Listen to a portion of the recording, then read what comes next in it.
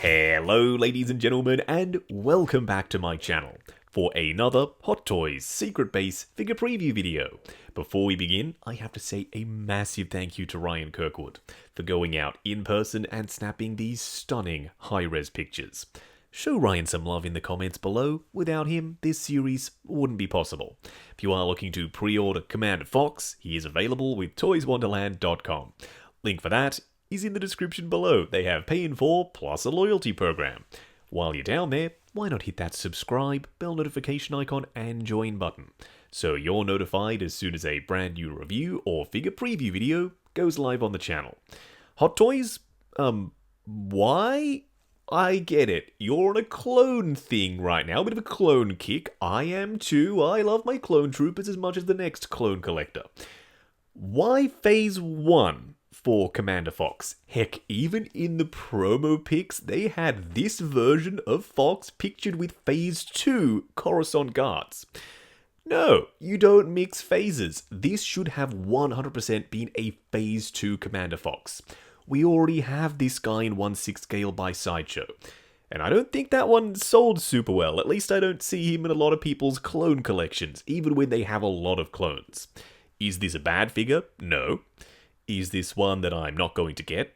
Of course not, I am getting him. Am I not excited about him? I'm still very excited.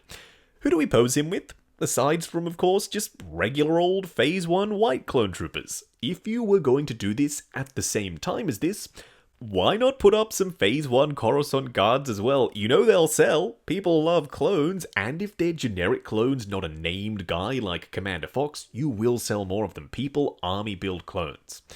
They didn't do that. It's just Commander Fox. I don't mean to sound like I'm complaining. Really, I don't. I'm a fan of Commander Fox. I reckon he's underrated. I do have the Sideshow one. Will I be upgrading? Oh yes, I will. In the Clone Wars, when he protected the Senators and Padme included with his squad, if you want to call it that, freaking awesome. This guy had some cool moments in the show. If you haven't seen the Clone Wars and you don't know who this guy is, doesn't really matter. I mean, you can get him and he's just another sick-looking clone. He's got a Karma, he's got this dark red paint.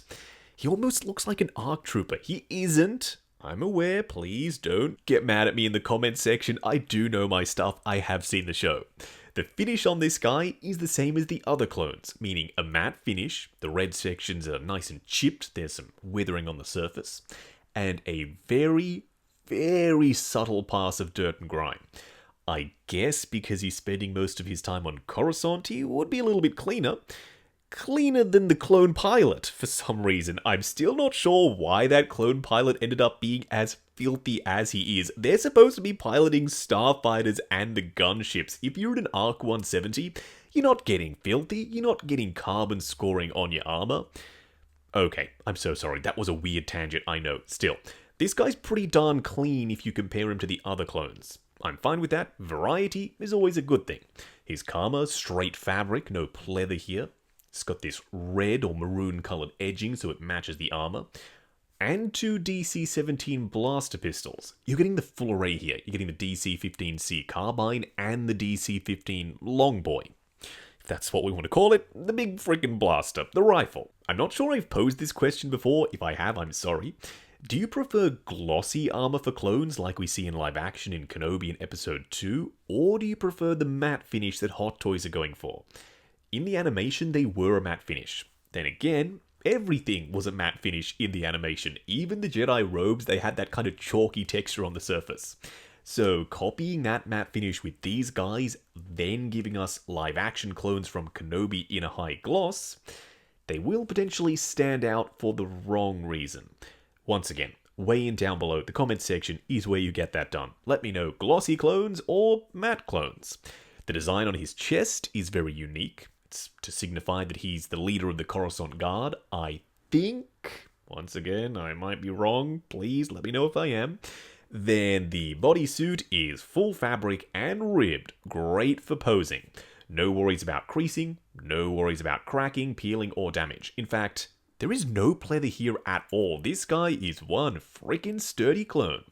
Now the shoulder pads, more scuffing, more chipping as the paint has been worn away. The same thing with the gauntlets. And his comlink is just done in white, so it's nice and visible. I am curious to see if we are going to get any more versions of clones in this color scheme. I sure to heck hope that we do. Howard-chan and Hot Toys, we need some backup troopers for this guy. Just having him on his own in the display?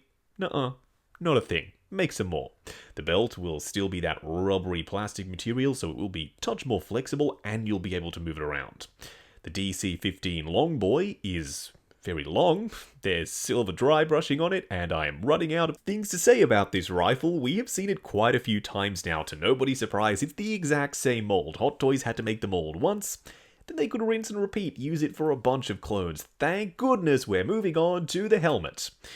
Oh, this opens a lot of doors. A Phase 1 Commander Cody? I don't mind if I do. You could absolutely reuse this helmet for that, Hot Toys. But why does he still have the really thick mouth lines? I understand they're in a predicament now. They did it wrong once with the 501st Trooper. That was the first Phase 1 clone we ever got. They could have fixed it then so that all subsequent clones, they didn't have the thick mouth lines. They would have been accurate to how they actually appeared in live action. They didn't do that. They stuck with it. Now they've made so many clones with Phase 1 buckets that they can't fix it. If they do, then you'll just have one odd clone trooper with really thin mouth lines.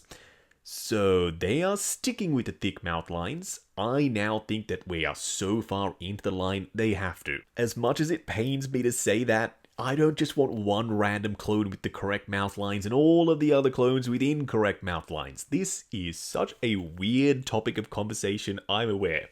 If someone comes into the room, I highly doubt they're going to be like, oh no, that clone trooper, his mouth lines are too thick. For us, being collectors and being sticklers for accuracy, it is a big issue. Hot Toys, they should have fixed it originally. Now, like I said, they've made too many. They can't. They have to stick with this. And hopefully my logic makes sense. Some people said, what about an accessory pack? They can give us helmets for the other clones they stuffed up in the past. Unfortunately, I can't see a world where they do that. If they were going to fix them, they would have fixed them by now, especially after the 501st Trooper and that Phase 1 helmet. Some other people said, I don't care, fix the frickin' mouth lines. You say that now? When you actually get this guy and you already have another 50 clones in the display, you might feel a little bit differently. So at the end of this, do I like him? Oh, I love him. Still weird that they made Phase 1 instead of Phase 2 though. Now I pre-ordered mine with toyswonderland.com. Link for that is in the description below. They have Pay in 4 plus a loyalty program.